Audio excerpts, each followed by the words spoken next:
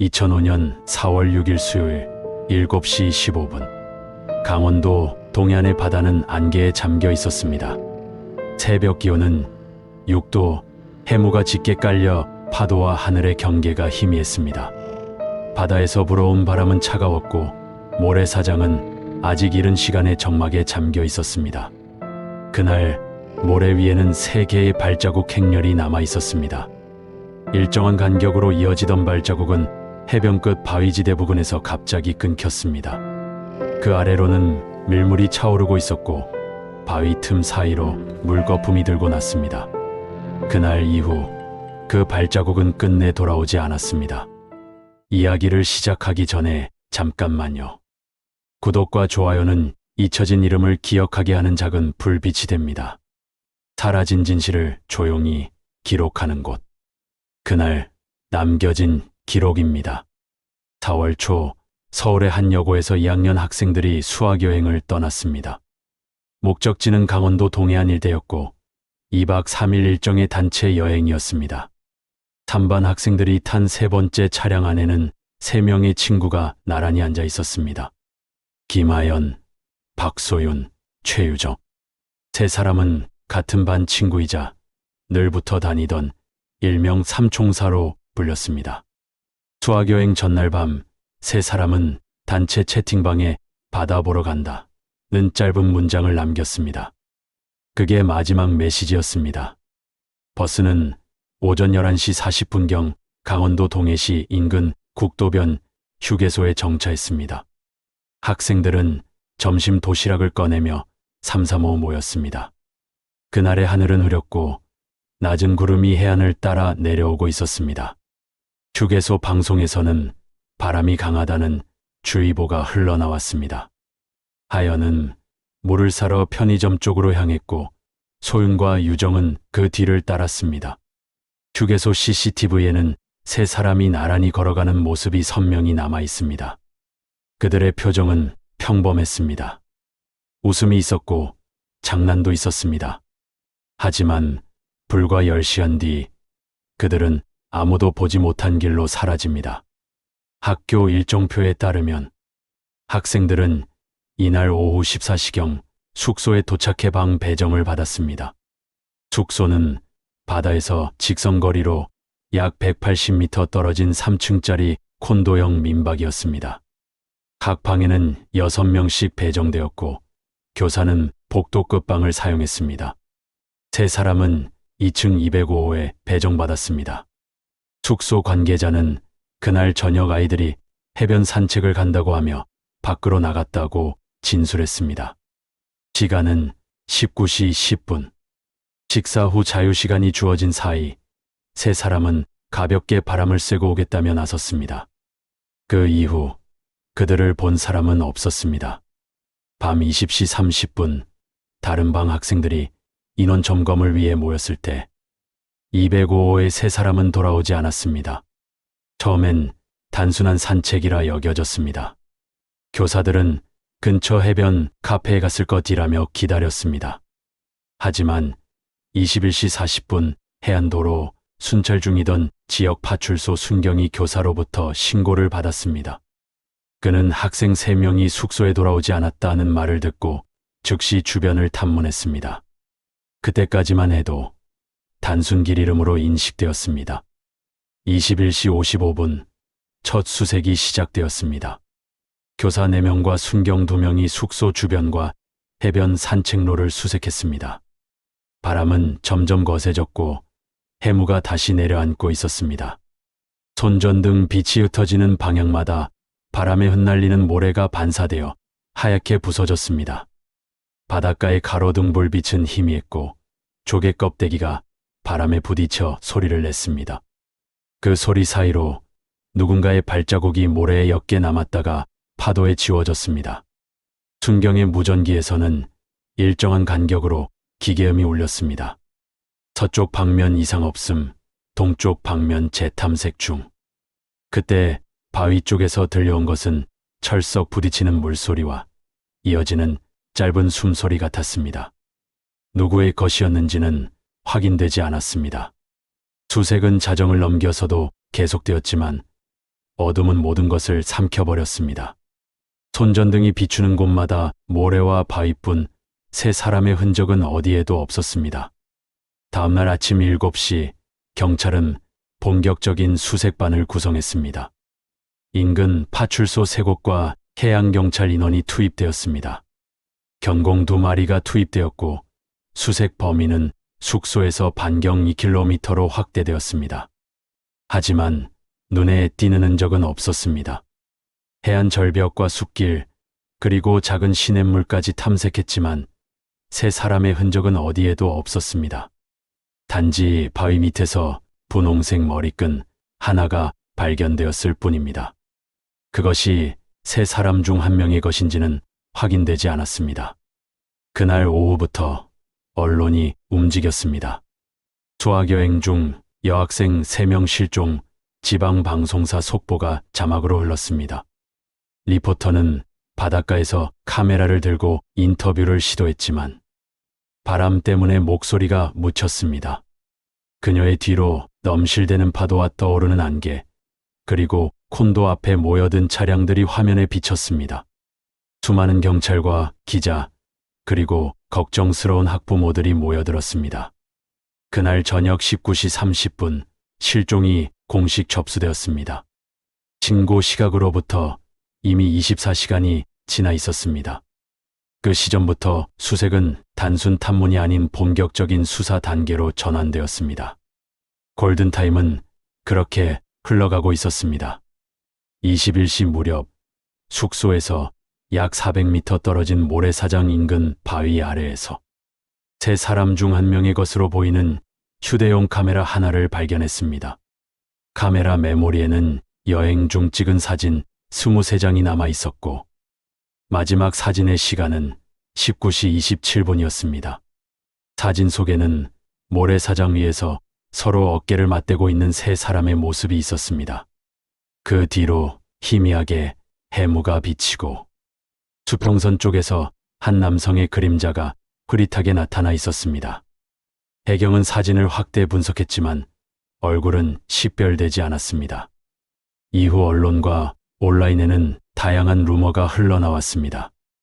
누군가는 밤에 해수욕장에 검은 밴이 세워져 있었다고 주장했고, 또 다른 이는 세 학생이 근처 주유소에서 낯선 남성과 함께 있었다고 했습니다.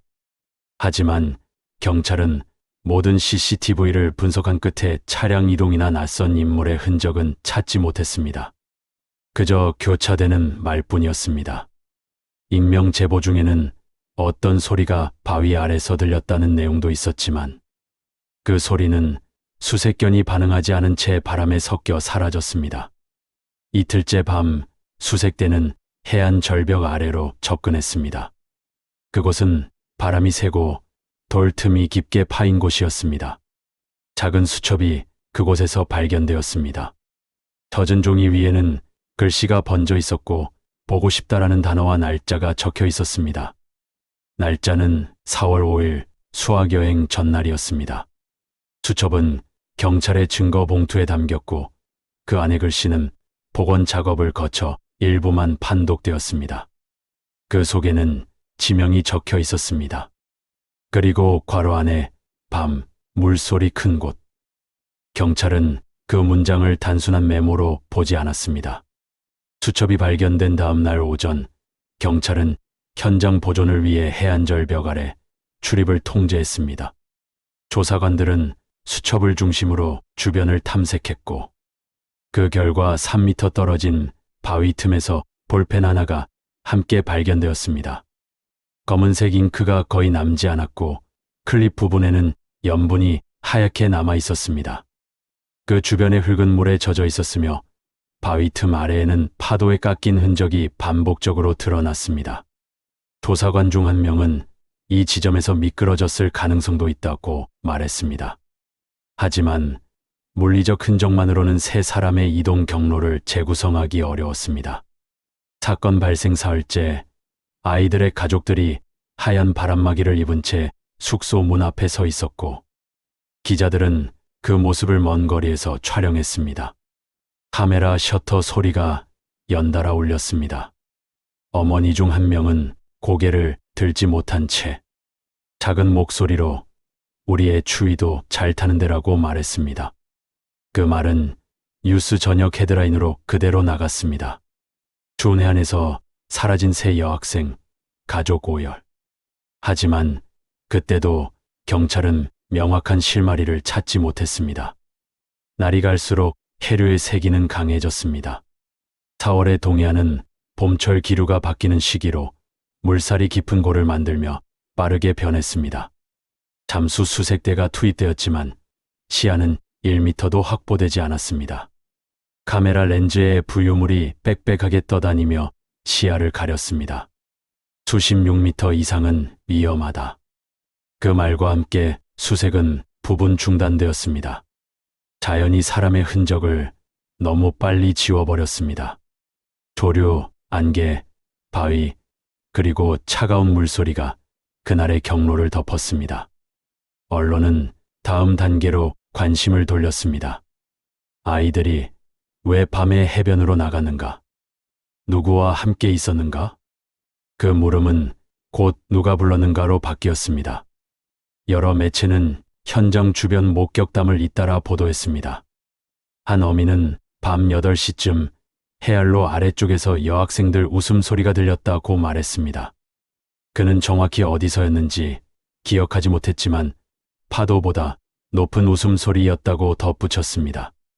다음 날 경찰은 그가 지목한 위치를 탐색했으나 뚜렷한 흔적은 없었습니다.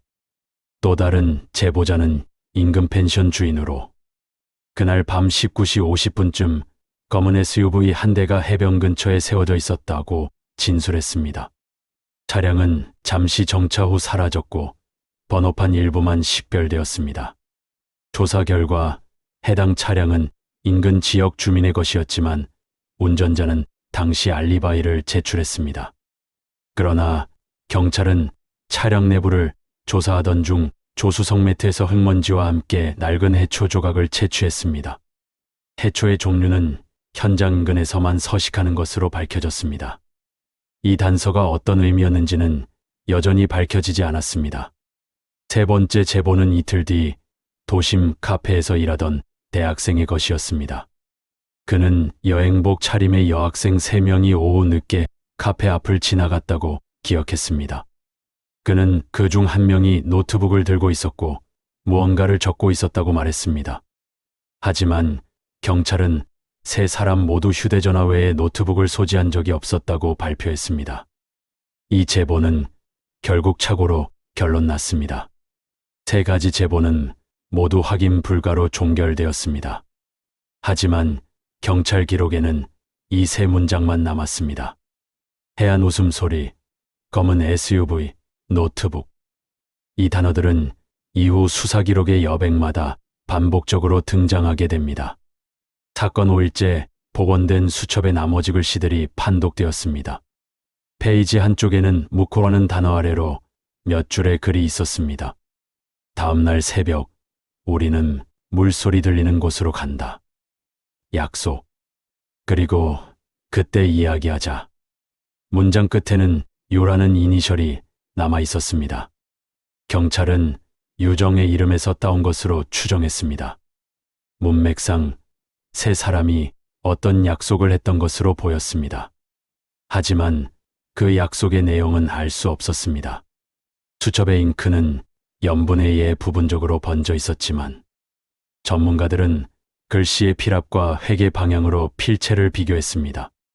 결과는 세 사람 중 유정의 필체와 80% 이상 일치했습니다. 그렇다면 이 수첩은 그녀의 것이었습니다. 그녀가 마지막으로 남긴 글이 이 문장이었다면 그 약속이 바로 그날 밤으로 이어졌을 가능성도 있습니다. 그 무렵 바람은 더욱 거세졌습니다. 수색대원들이 들고 있는 손전등 불빛이 휘날리는 모래 속에서 사라졌다가 다시 나타났습니다. 라디오에서는 반복적으로 실종 학생 수색 6일째라는 멘트가 흘러나왔습니다. 조사관들은 피로에 지쳐 있었고 숙소 근처 경찰본부의 지도에는 수십 개의 핀들이 꽂혀 있었습니다. 빨간색은 탐문, 파란색은 수색, 노란색은 제보. 그 지도는 사건의 미로와 같았습니다. 그리고 그 중심에는 수첩 발견 지점이라는 표시가 붙어 있었습니다. 한편 실종 학생 중 한 명의 휴대전화가 마지막으로 신호를 보낸 시각은 19시 44분으로 확인되었습니다. 기지국 위치는 숙소에서 북동쪽으로 600m 떨어진 해안 절벽 부근이었습니다.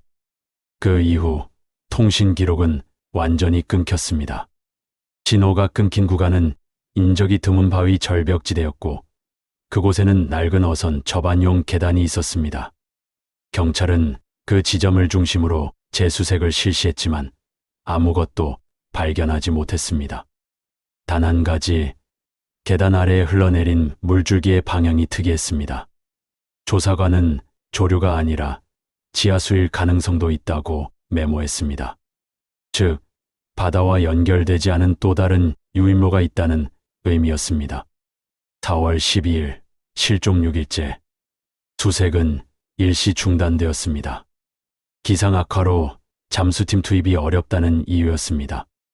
그날 밤 방송국 인터뷰에서 유정의 어머니는 조용히 말했습니다. 그 아이는요, 여행 가면 꼭 일기를 썼어요. 그녀는 손에 수첩과 닮은 작은 노트를 쥐고 있었습니다. 그 안에는 아이가 초등학교 때 썼던 낡은 일기장이 들어 있었습니다. 오늘 바다를 봤다. 무섭고 예쁘다. 그 문장이 화면에 클로즈업되어 방송을 마쳤습니다. 그날 밤 수많은 시청자들이 그 일기 한 줄에 머물렀습니다. 하지만 바다는 여전히 아무 말이 없었습니다. 며칠 뒤 한 형사가 언론 인터뷰에서 조심스럽게 말했습니다. 그날 밤 한 통의 전화가 왔었다. 그는 당시 후배의 형사로부터 묵호항 부근에서 이상한 불빛이 보인다는 보고를 받았지만 악천후로 접근하지 못했다고 덧붙였습니다. 그 불빛이 무엇이었는지는 끝내 확인되지 않았습니다. 단지 그 기록은 오래된 무전기 수첩 한 귀퉁이에 불빛, 묵호라는 단어로 남아 있었습니다. 그 후 경찰은 그 단어를 중심으로 사건의 경로를 다시 그렸습니다. 묵호, 수첩의 단어이자 마지막 통신이 잡힌 지점. 하지만 그 사이의 길은 아무도 보지 못했습니다. 19시 27분 사진 이후부터 19시 44분 휴대전화 신호가 끊기기까지 단 17분의 공백이 남아 있었습니다. 그 짧은 17분이 세 사람의 마지막 흔적이었습니다. 수첩과 발견된 증거들을 종합한 뒤 경찰은 현장 인근 인물들의 행적을 다시 조사했습니다. 그 과정에서 한 사람이 새롭게 부각되었습니다. 그는 수학여행 숙소 근처 카페에서 아르바이트를 하던 19세 남학생이었습니다. 이름은 공개되지 않았습니다. 그는 사건 당시 학생들이 머물던 숙소에서 직선거리로 250m 떨어진 곳에서 근무했습니다. 그 남학생은 3월 말부터 그 카페에서 일하기 시작했습니다. 일주일에 4회 5일 오후 16시부터 21시까지 근무했습니다. 카페 주인은 성실하고 조용한 아이였다고 말했습니다. 동료 직원은 손님들한테 친절했고 말이 별로 없었다고 기억했습니다. 그는 평소 노트북을 들고 다녔고 쉬는 시간마다 해변을 바라보며 무언가를 적곤 했습니다. 한 손님은 그 학생이 바다 쪽을 자주 쳐다봤다고 진술했습니다. 사건 다음 날 그는 경찰의 탐문 조사에서 이렇게 말했습니다. 그날 저녁엔 일찍 문을 닫고 숙소 쪽으로 가던 학생들을 봤습니다. 하지만 이후 그의 진술은 여러 번 바뀌었습니다. 처음에는 멀리서 봤다고 했고 다음엔 인사를 나눴다고 했으며 나중에는 그들과 이야기한 적이 없다고 말을 바꿨습니다. 수사 기록에는 그 변화의 이유가 명시되지 않았습니다. 경찰이 그에게 더 자세한 진술을 요청하자 그는 이렇게 답했습니다. 기억이 잘 안 나요. 그날 손님이 많았고 저도 피곤했어요. 조사관은 그날 카페 매출 기록을 보니 손님이 평소보다 적었다고 지적했습니다. 그는 잠시 침묵했습니다. 그럼 제가 착각한 것 같아요. 그의 목소리는 평온했지만 손가락은 계속 테이블을 두드리고 있었습니다. 작은 소리였지만 녹취록에는 딱딱딱 하는 규칙적인 리듬이 배경음으로 남아 있었습니다. 그는 사건 이틀 전 카페 근처 해변에서 노트북을 들고 있던 모습이 한 관광객의 사진에 포착되어 있었습니다. 사진 속에 그는 해변을 바라보며 무언가를 적고 있었습니다. 시간은 4월 4일 오후 18시 12분. 그날은 학생들이 도착하기 이틀 전이었습니다. 경찰은 그의 휴대전화 위치 기록을 요청했지만 그는 당시 폰을 잃어버려 새로 샀다고 답했습니다. 기지국 기록은 삭제되어 있었고 소지품에서도 특별한 단서는 나오지 않았습니다. 경찰은 그가 자주 사용하던 노트북을 임해 제출받아 분석했습니다. 검색 기록은 대부분 지워져 있었지만 복원된 캐시 중 일부에서 묵호항 일대의 지도와 조류 시간표가 발견되었습니다. 검색 날짜는 3월 28일, 그가 카페에 입사하기 사흘 전이었습니다. 그는 이에 대해 여행 계획을 짜고 있었다고 설명했습니다. 경찰이 누구와 가려고 했느냐고 묻자 그는 혼자 가려고 했다고 답했습니다. 그의 SNS 계정에는 3월 말부터 여행 관련 게시물이 몇 개 있었지만 구체적인 날짜나 장소는 언급되지 않았습니다. 하지만 한 가지 이상한 점이 있었습니다. 그가 일하던 카페의 CCTV. 사건 당일 19시 15분 이후 화면이 40분간 정지되어 있었습니다. 그 구간만 영상 데이터가 손상된 것으로 나타났습니다. 카페 주인은 전기가 나갔다고 진술했지만 당시 인근 상가의 전력 기록에는 이상이 없었습니다. 전문가는 일시적으로 카메라가 수동으로 꺼졌을 가능성을 제시했습니다. 즉, 누군가가 직접 녹화를 멈췄다는 의미였습니다. 경찰은 카페의 전기 배선과 CCTV 시스템을 면밀히 조사했습니다. 카메라는 카운터 뒤편 천장에 설치되어 있었고 전원 스위치는 직원 출입문 옆 벽면에 있었습니다. 카페 주인은 그 스위치는 청소할 때만 끈다고 말했습니다. 하지만 사건 당일은 청소 일정이 아니었습니다. 카페 직원 중 누가 그 시간에 스위치를 만졌는지는 확인되지 않았습니다. 그리고 영상이 다시 켜진 19시 57분 장면에는 그 남학생이 카운터 뒤에서 손을 씻고 있는 모습이 담겨 있었습니다. 왼쪽 손목에는 긁힌 자국이 있었습니다. 그는 이후 진술에서 트레이에 긁혔다고 설명했지만 그 자국은 길이 4cm, 방향은 사선으로 깊었습니다. 포렌식 팀은 그 상처가 금속 표면과의 마찰로 생긴 것으로 추정했습니다. 그러나 카페의 트레이는 모두 플라스틱 재질이었습니다. 경찰은 그에게 상처의 원인을 재차 질문했습니다. 해변에서 바위에 부딪혔어요. 그의 두 번째 대답이었습니다. 언제? 오후쯤요. 몇 시? 정확히는 기억 안 나요.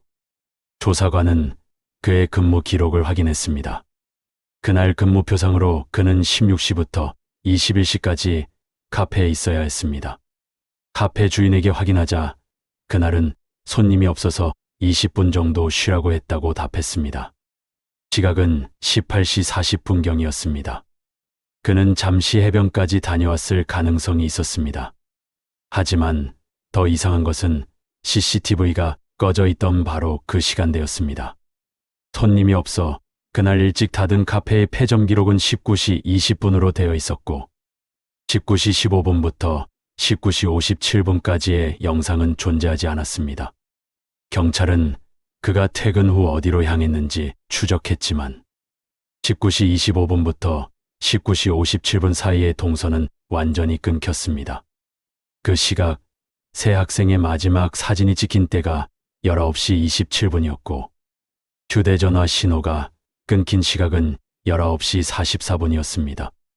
정확히 그 17분 동안 CCTV도 그의 모습도 세 사람의 행적도 동시에 사라졌습니다. 그 짧은 17분이 이 사건의 중심이었습니다. 수사팀은 그를 참고인으로 불렀습니다. 그는 진술 내내 침착했습니다. 퇴근 후 저는 집에 갔었습니다. 부모님이 증인입니다. 하지만 부모의 진술은 애매했습니다. 부모는 피곤해 일찍 잠들어 귀가 시각은 기억나지 않는다고 진술했습니다. 즉, 알리바이가 확실하게 존재하지 않았습니다. 그의 방에서는 수첩과 같은 브랜드의 공책 한 권이 발견되었습니다. 표지는 다른 색이었지만 제조사와 일련 번호는 동일했습니다. 그는 학교에서 받은 것이라 했습니다. 경찰은 그가 다니던 학교에 문의했습니다. 그 브랜드의 공책은 학교에서 배포한 적이 없었습니다. 그는 다시 그런 편의점에서 샀을 것이라고 말을 바꿨습니다. 하지만 그 브랜드는 서울에서만 유통되는 한정판이었습니다. 공책 마지막 페이지에는 이런 문장이 적혀 있었습니다. 말하면 끝이니까 아무 말도 하지 말자. 필체는 그와 유정희 글씨 모두와 일치하지 않았습니다. 하지만 잉크 성분은 실종 학생들의 수첩에서 발견된 볼펜과 동일했습니다.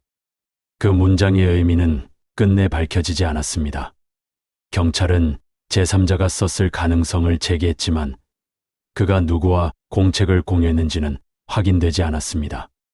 그를 직접 본 목격자는 단 한 명뿐이었습니다. 숙소 인근 편의점 직원은 그 남학생이 저녁 7시 30분쯤 들어와 물건을 샀다고 기억했습니다. 하지만 계산 시각은 20시 30분으로 기록되어 있었습니다. 그 시각은 그가 가게 CCTV에 찍힌 이후였습니다. 편의점에는 CCTV가 설치되어 있지 않았습니다. 그날의 장면을 증명할 기록은 또 한 번 존재하지 않았습니다. 그가 그 사이 어디에 있었는지, 왜 편의점에 나타났는지는 끝내 확인되지 않았습니다. 편의점 직원은 그때 그 학생의 옷이 조금 젖어 있었던 것 같다고 덧붙였습니다. 직원의 증언은 기록되었지만 물리적 증거는 남아있지 않았습니다. 경찰은 현장 주변에서 지문 감식을 진행했지만 모래와 염분 때문에 뚜렷한 결과를 얻지 못했습니다. 남학생의 DNA 역시 현장에서는 검출되지 않았습니다. 수첩, 공책, 쪽지, 그리고 운동화. 그 어느 것도 그와 직접적인 연관성을 입증하지 못했습니다. 모든 정황이 그를 가리켰지만 단 하나의 확실한 증거가 없었습니다. 수사팀 내부에서는 의견이 갈렸습니다. 일부는 정황만으로는 부족하다고 주장했고 다른 일부는 더 조사해야 한다고 맞섰습니다. 한 수사관은 비공식 인터뷰에서 이렇게 말했습니다. 모든 퍼즐 조각이 한 사람을 가리키는데 마지막 한 조각만 없었어요. 그 한 조각이 없으면 그림은 완성되지 않습니다. 그 마지막 조각은 끝내 발견되지 않았습니다. 그 남학생은 2주간의 조사 끝에 석방되었습니다. 수사기관은 법적 근거 부족으로 그를 구속하지 않았고 범죄 혐의를 인정하지 않았습니다. 그는 경찰서를 나서며 기자들의 질문에 아무 대답도 하지 않았습니다. 카메라 플래시가 터지는 가운데 그는 고개를 숙인 채 걸어갔습니다. 그의 뒷모습을 찍은 사진이 다음날 신문 일면에 실렸습니다. 의혹 속 석방, 진실은 어디에? 그로부터 몇 년 후 그는 지역을 떠났습니다. 이후 행방은 알려지지 않았습니다. 그가 다시는 인터뷰나 연락에 응하지 않았다는 점에서 일부 언론은 도피설을 제기했습니다. 하지만 경찰은 공식적으로 그를 용의선상에서 제외했습니다. 사유는 범죄 혐의 입증 불가. 그 문장은 보고서의 마지막 줄에 간단히 적혀 있었습니다. 2007년 그에 대한 익명의 제보가 한 건 접수되었습니다. 그 사람이 제주도에 있는 것을 봤다는 내용이었습니다. 경찰은 공식 재수사 대상은 아니었지만 참고인 확인 차원에서 제주 지역 경찰의 비공식 협조를 요청했습니다. 그러나 확인 결과 동명이인이었습니다. 2010년에는 부산의 한 카페에서 일하고 있다는 또 다른 제보가 들어왔습니다. 이번에도 결과는 같았습니다. 경찰은 더 이상 그를 추적하지 않았습니다. 기록 속 그의 이름 옆에는 붉은 펜으로 종결이라는 단어가 적혔습니다. 그리고 그 아래 얇은 글씨로 누군가가 메모를 남겼습니다. 증거 없음, 단 시간대 일치. 2025년 현재 사건은 여전히 미해결로 남아 있습니다. 수첩은 강원경찰청 과학수사계 증거보관실에 보존되어 있으며 사건은 미제사건 관리번호 05-0410으로 분류되어 있습니다. 그의 이름은 잊혔지만 기록은 남아 있습니다. 매년 4월 6일 바닷가 숙소 앞에는 국화 새송이가 놓입니다. 누가 놓는지는 아무도 모릅니다. 숙소 앞 CCTV는 바다 쪽으로 향해 있어 그 장면을 담지 못했습니다. 단지 아침이 되면 어김없이 그곳에 하얀 국화가 있을 뿐입니다. 바람이 불면 꽃이 피어터지고 파도는 그 향기를 삼켜버립니다. 그 꽃 옆에는 작은 쪽지가 함께 놓여 있습니다. 미안해 지켜주지 못해서. 필체는 매번 같습니다. 경찰은 그 쪽지를 채집했지만 필체 대조 결과는 미확인으로 남았습니다. 숙소는 2년 후 폐업했습니다. 건물은 그대로 서 있지만 문은 잠겨 있습니다. 205호의 창문에는 낡은 커튼이 바람에 펄럭입니다. 가끔 그곳을 찾는 사람들이 있습니다. 대부분 조용히 서 있다가 돌아갑니다. 한 사람은 건물 벽에 작은 메시지를 남겼습니다. 잊지 않을게. 그 글씨는 비바람에 희미해졌지만 아직도 읽을 수 있습니다. 사건을 담당했던 형사 중 한 명은 2015년 퇴직했습니다. 그는 마지막 날 후배들에게 이렇게 말했습니다. 이 사건만은 끝까지 풀고 싶었는데. 그의 책상 서랍에는 사건 파일의 복사본이 들어 있었습니다. 그는 퇴직 후에도 가끔 그 파일을 꺼내본다고 합니다. 2023년 한 다큐멘터리 제작팀이 그를 인터뷰했습니다. 지금도 그 사건을 생각하시나요? 매일은 아니지만 바다에 갈 때마다 생각납니다. 그의 목소리는 아렸지만 눈빛은 여전히 날카로웠습니다. 유정의 어머니는 2018년 세상을 떠났습니다. 그녀는 생전에 매달 해변을 찾았습니다. 그녀의 일기장에는 이런 문장이 남아 있었습니다. 오늘도 바다에 갔다. 아이의 목소리가 들릴 것 같았다. 하지만 파도 소리뿐이었다. 그녀가 마지막으로 해변을 찾은 날은 2018년 3월 15일이었습니다. 그로부터 한 달 후 그녀는 조용히 눈을 감았습니다. 장례식장에는 많은 사람들이 찾아왔습니다. 그 중에는 당시 수학여행을 함께 갔던 학생들도 있었습니다. 그들은 모두 성인이 되어 있었지만 그날의 기억은 여전히 선명했습니다.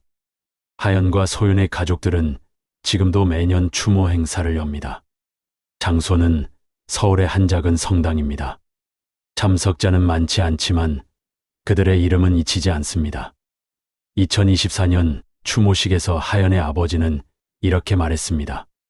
19년이 지났지만 우리는 여전히 답을 기다립니다. 누가 우리 아이들을 데려갔는지, 그날 무슨 일이 있었는지.